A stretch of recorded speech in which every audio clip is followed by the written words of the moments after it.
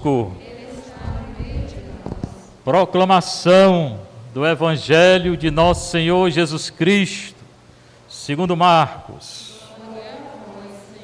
No primeiro dia dos ázimos, quando se imolava o cordeiro pascal, os discípulos disseram a Jesus: onde queres que façamos os preparativos para comeres a Páscoa? Jesus enviou então 2 dos seus discípulos e lhes disse: ide à cidade, um homem carregando um jarro de água virá ao vosso encontro. Segui-o e dizei ao dono da casa em que ele entrar: o mestre manda dizer, onde está a sala em que vou comer a Páscoa com os meus discípulos? Ele então vos mostrará no andar de cima uma grande sala arrumada com almofadas. Aí fareis os preparativos para nós. Os discípulos saíram e foram à cidade. Encontraram tudo como Jesus havia dito e prepararam a Páscoa.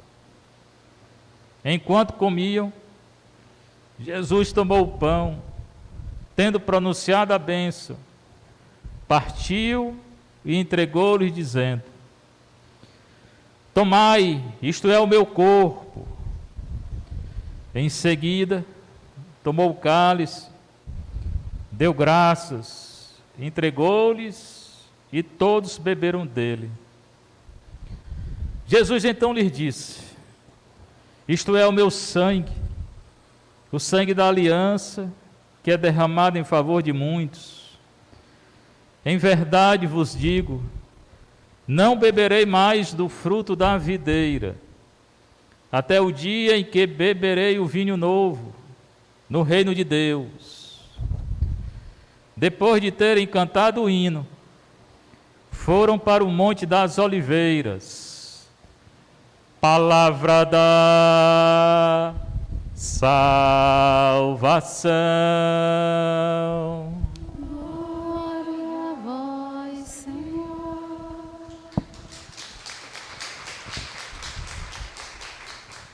Sentar um pouco, é que está saindo o som aí. Alegria tão grande, essa festa do corpo e do sangue de Cristo, em que ele institui a Eucaristia. Os 2 sacramentos iniciais e principais da Igreja Católica é o batismo e a Eucaristia. No batismo a gente entra no reino de Deus. A gente deixa de ser criatura e se torna filho de Deus. Um com o Filho de Deus. Eu deixo de ser só uma criaturinha e passo a ser um filho. Na Eucaristia, conversa não. Eu me transformo em Deus. Eu passo a ser Deus. Então são os 2 mais importantes. Me torno filho, depois me torno Deus. Não, Deus porque é um com Deus, né? Na Igreja Católica. Então hoje é a festa da Eucaristia. No primeiro dia dos ázimos era outra festa, os judeus. Jesus era judeu, ele instituiu essa festa entre os judeus. Nossa igreja nasce lá na Judéia, junto com os judeus que hoje não acreditam. Engraçado, né? Pedro era judeu, Paulo, todos eles. Maria, judia. E hoje os judeus, quase nenhum acredita em Nosso Senhor. A vida é assim, né? As igrejas que Paulo fundou, lá no século I, na Turquia, eu fiquei 1 mês na Turquia estudando. Eu fui naquelas igrejas que ele fundou, mas nenhum é católico, quase nenhum é católico. E no início a igreja era lá, né? Então a igreja ela passa por uma evolução. A igreja é dinâmica e é histórica. Tem momento que aquela igreja tem muita gente, tem momento que não tem ninguém. Paulo viajou em tantos lugares, na Grécia, hoje, muitas daquelas comunidades não tem mais ninguém, pouca gente. Pedro foi para Roma. Roma continua ainda, né? Cada um foi para um lugar. Mas tudo começou aqui, na Quinta-feira Santa, quando Jesus instituiu a Eucaristia. E ele entregou o corpo e o sangue dele. E pouca gente entendeu o que ele estava fazendo. Nem os judeus da época entenderam. Pensavam que tinha que comer a carne dele, né? E muitos saíram de perto, escandalizados. Não entenderam o que é a comunhão. E a comunhão para quem tem fé. Porque quem não tem fé, não vive não. Quem não tem fé e comunga a condenação, está se condenando. Quem não tem fé e peca e comunga, está se condenando. 1 Coríntios 11. Quem comunga o corpo e o sangue de Cristo sem discernir que é o corpo e o sangue de Cristo, está se condenando. Então a primeira coisa é que eu tenho que discernir o que eu estou fazendo. Não posso comungar em estado de pecado, não. E nem posso comungar e depois pecar. Primeiro eu tenho que confessar. Pecado grave tem que confessar.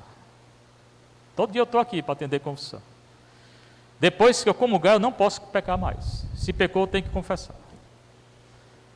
E tem que renunciar ao pecado, cada dia.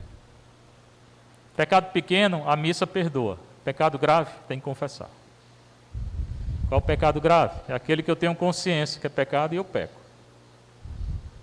Os pecados contra a lei de Deus, tudinho é grave. Pecado contra o mandamento da igreja, tudinho é grave. Então, nesse primeiro dia dos ázimos, quando se imolava o cordeiro pascal, era a festa da Páscoa para os judeus. Jesus foi morto na festa da Páscoa. Os discípulos, mais de 70, disseram a Jesus. Apóstolo 12, discípulos 70, mais de 70. Então era a festa da Páscoa, eles chegaram até Nosso Senhor e disseram: onde queres que façamos os preparativos para comer a Páscoa? Onde é que tu quer festejar a Páscoa? Onde é que tu queres ir para festejar? Porque é uma festa importante, ainda hoje é mais importante para nós. Jesus enviou então dois dos discípulos dizendo: vão à cidade. Ele só disse assim: vão à cidade, aí vão encontrar um homem carregando um jarro d'água. Esse homem virá ao encontro de vocês. Segui-o. E esse homem vai levar vocês para uma casa. Foi desse jeito. Tinha quase nada preparado. Foi assim: vão lá, vem um homem aí, assim que vocês entrarem na cidade, vem um homem com a jarra d'água na cabeça, esse homem vai levar vocês para uma casa. Assim que vocês entrarem na casa, vocês têm que dizer o seguinte: o mestre manda dizer onde está a sala em que vou comer a Páscoa com o meu discípulo. Aí chegou na casa, vocês vão perguntar onde é a sala, geralmente um andar superior. Lá foi que ele instituiu a Eucaristia. Não foi uma casa de rico, casa de gente comum, mas a casa direitinha, né? Nosso Senhor andava muito com os pobres, para dizer que ele veio para todo mundo. Certamente tem rico que tem um coração de pobre, esse também se salva. Mas o pobre, como já tem necessidade, ele já tem, uma vantagem para entrar no céu. Aqui na terra, só quem tem vantagem é quem tem dinheiro e tem poder e é rico, não é não? É ou não é? É. Não é negócio dessas vacinas, até os políticos furando fila, né, para tomar a vacina, e os pobres, né, precisando. Aqui na terra é assim: quem tem dinheiro, quem tem poder, quem é autoritário, aí esse leva vantagem. Pois bem, Nosso Senhor, ele tem os gostos estranhos, porque ele gosta de quem não tem. Quem não tem dinheiro, quem não tem poder, quem não tem influência, é desse daí. Ele nasceu no local que ninguém queria. Ele nasceu, a gente acha bonito, né? Quando chega o Natal, vê aquele jumentinho, a vaquinha, e ele deitado na manjedoura, não é bonito? A gente chega e chora, né? É ou não é? Você queria ter nascido assim? Ninguém queria. Queria ter nascido do lado de um jumento e de uma vaca? E a manjedoura é o local onde os animais comem. Ele nasceu num local assim, ele nasceu num local para os animais. Hoje, o lixão, é assim, o pessoal que pega comida no lixo, e tinha nascido assim na rua. Ninguém queria nascer do jeito que ele nasceu, mas a gente chora quando chega o Natal. Para dizer que ele gosta muito dos pobres, assim, daquele que não tem nada. Aqueles que não é miserável mesmo, é esse aí mesmo. Quem entendeu isso foi Madre Teresa de Calcutá, ela vivia atrás desse povo. O povo que ninguém queria, que todo mundo saía correndo, povo mal cheiroso, povo cheio de doença, esse mesmo. Povo que não tem o que comer, é esse mesmo que nosso Senhor gosta. Que anda na rua, bebo, pedindo, pronto, em vez de estar reclamando, vai ajudar. Então, ele veio principalmente para esse pessoal. E a gente vai se enganar tanto, porque a gente, quando chegar no céu, vai pensar que está cheio de governador, de político, de prefeito. Eita, tem exército. Se for, é o inferno. Opa, corta. Mas não estão mesmo. A não ser que tenha feito bem. Porque senão não vão para o céu. Se eles usaram o poder para os pobres, aí vão. Mas se não usaram e não se arrependeram, vão para o inferno. Pode dizer que eu estou dizendo. Aí vocês vão encontrar aqui os mendigos, os ambulantes, as prostitutas. Ele que disse, não estou inventando não, foi ele quem falou. Esse povo que ninguém dá valor, você vai encontrar no céu, meu povo. E os grandão, você vai perguntar, cadê o fulano de tal? Vixe, ele estava todo dia na Rede Globo. Vixe, tem gente lá desse jeito lá não. Só quem é pobre e que não teve nada. Porque por uma questão de justiça. Quem já teve tudo, já teve tudo. Para que quer mais? Quem não teve nada, esse merece. Não está certo, não? Está ou não está? Está. Né? Então ele mandou fazer a Páscoa. Mandou preparar a sala, uma sala grande. Os discípulos foram. Encontraram o homem lá com a jarra d'água na cabeça, prepararam a Páscoa. Essa Páscoa, os discípulos não sabiam como é que ia ser, não. Eles não tinham nem ideia. Eles também tinham ideia de mania de grandeza. Os discípulos queriam ser grandes também, brigavam. Cada um queria ser maior do que o outro. Um queria ser o ministro do lado, o ministro do outro. Eles brigavam. Ainda bem que hoje não tem briga na igreja não, né? Tem ou não tem? Então, tudo com vergonha de dizer, né? Pois eu digo, tem. Diga aí com gosto de gás, tem. Eita! Do mesmo jeito. Do mesmo jeito, mudou muita coisa não na igreja. Começou assim, cada um queria ser maior do que os outros. Aí ele botou uma toalha e disse, se você quer ser grande, seja o escravo. Quer ser grande? Quero. Seja o escravo. Ninguém queria ser escravo. Mas foram aprendendo. Né? Aí preparou a sala.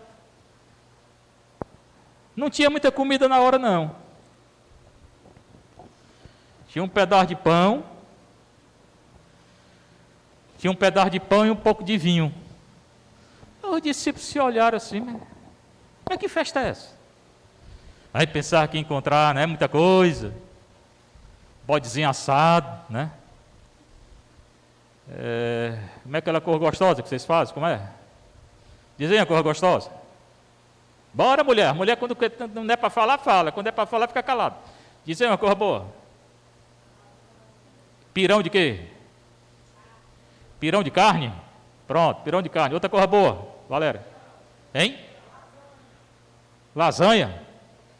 Tu gosta de lasanha, é? Eita, porque tá bem gordinha, né?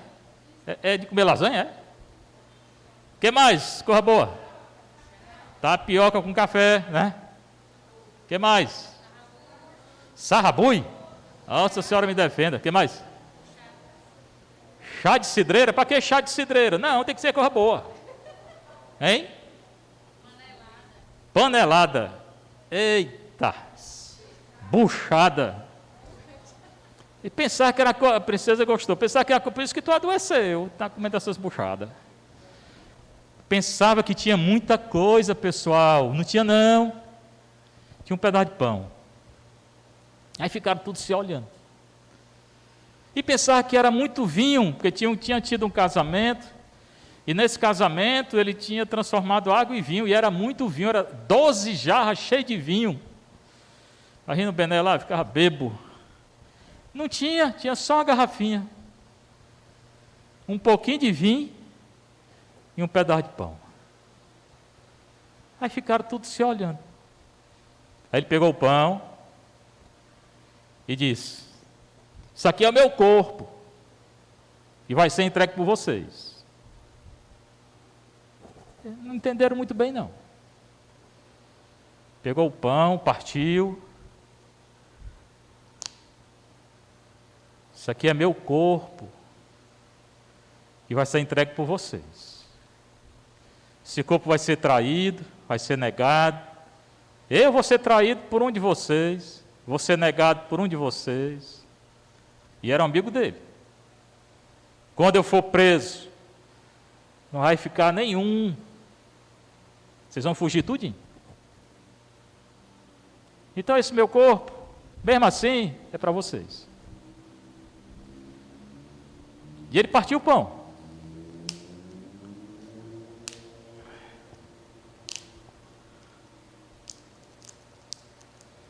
E deu para eles. Um pedaço para cada um. Assim que Judas pegou o pedaço dele, saiu e traiu. Assim que Pedro comeu, daí a pouco tempo, negou. Porque quando come o pão, não está na graça de Deus, a gente peca. Aí pegou um pouquinho de vinho, não tinha muito não. E disse que o vinho era o sangue dele, queria derramar na cruz. Eles pensavam que era uma festa muito grande, festa com alegria. Ele estava falando da morte dele. Eu vou morrer, vou dar a minha carne, vou dar meu sangue, e vocês vão ter que viver com essa carne e com esse sangue. E assim aconteceu. Certamente na hora eles não entenderam. Eles não estavam pensando, não estavam nem imaginando em ganhar um pedaço de pão e um pouquinho de vinho. Pois nesse dia, desse jeito, Nosso Senhor instituiu a Eucaristia. E desse dia em diante, cada vez que um padre celebra a missa, ele parte o pão e ele oferece o vinho. E o pão é carne de Cristo. E o vinho é sangue de Cristo. Que tem a ver com a morte dele e tem a ver com a ressurreição. Essa é a grande festa da igreja, da nossa igreja. Essa festa, ela é perpetuada em todo o tempo. Imagina, isso aconteceu há mais de 2000 anos atrás. E durante 2000 anos, quantas missas foram celebradas? Bilhões. Hoje os governos estão querendo acabar com as missas, mas não acaba. Bilhões. Em cada missa, ele oferece a carne dele e o sangue dele. Mas preste atenção. Acabei de dizer. Não comungue essa carne nesse sangue em pecado, não. Porque você vai ou negar ou vai trair. E se não tiver pecado, não comungue a carne e beba o sangue e peque depois não. Porque vai ser sua condenação. É uma coisa muito séria. Que ele criou, que ele instituiu na Igreja Católica. é o sacramento mais importante, junto com o batismo. E eu queria que vocês pensassem como é que você está hoje para receber o corpo e o sangue de Cristo. Porque não é só comungar, embora hoje estão fechando as igrejas, é comungar e fazer aquilo que Jesus fez. Só merece comungar quem vive a vida cristã, quem vive a vida católica, quem dá o corpo dele também pelos outros, quem dá o sangue pelos outros. O que é isso? Que não pensa só em si, quem não quer ganhar dinheiro só para si, quem não quer poder para si, mas quer viver para os outros, para a comunidade. Quem é casado, viver para a mulher e para os filhos, a mulher viver para o marido e para os filhos deixar as brigas de lado, respeitar os pais, estudar e rezar. Só esse pode comungar. O marido que é fiel, a mulher que é fiel. Se não é, confesse e comece de novo. O padre vivendo para a comunidade. O padre não aparece, não confessa ninguém, não celebra. Aí não entendeu nada. E principalmente se ajuda os necessitados, que eu acabei de dizer no início. Que a igreja de Nosso Senhor é por necessidade. Certamente tem rico que tem necessidade. Não estou dizendo que não tem não. Às vezes tem mais necessidade que o pobre, porque tem muito problema às vezes. E tem muito rico que ajuda os outros. Aqui tem muita coisa daqui que vem dos ricos, né? São eles que ajudam. Muita coisa aqui. Então é essa festa que hoje a igreja celebra do corpo e do sangue de Cristo. E por que o Senhor jogou no chão? Porque Ele morreu e ressuscitou. Tirado Nosso Senhor da cruz, sepultaram no sepulcro. Ele não está mais lá não, Ele está vivo. Está vivo no coração de quem acredita. Está vivo na Eucaristia. Está vivo na fé da igreja. Fé muitas vezes combatida, negada, traída, ainda hoje. Tudo que aconteceu com Nosso Senhor, tanto tempo, acontece ainda hoje. Ele é traído, é negado, e muitas vezes por dentro, gente dentro da igreja. O mundo quando trai, a gente já está acostumado, mas tem gente dentro da igreja traindo Nosso Senhor, negando, querendo ser mais do que os outros. Está cheio, ó. Aí não adianta comungar não. Cada vez que comunga fica mais vazio. Aí é que mais trai. É bom a gente parar hoje e pensar um pouco, principalmente no mundo que está passando por essa crise sanitária, um mundo muito incoerente, que fecha a igreja e deixa as coisas abertas, quando a igreja não tem nenhuma culpa disso aí. Aí isso eu já falei, hoje eu quero falar para vocês. Se prepare. Antes de você comungar, se prepare. Confesse. E depois de comungar, guarde bem o corpo de Cristo. Guarde bem o sangue de Cristo. Não vá fazendo qualquer coisa pelo mundo, não.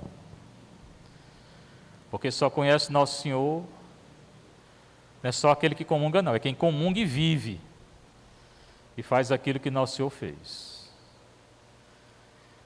Que essa festa restaure a nossa vida, a vida da igreja. Hoje tem igreja por aí que não obedece o Papa, não. Igreja católica. Dando bênção para casais homossexuais, não pode dar.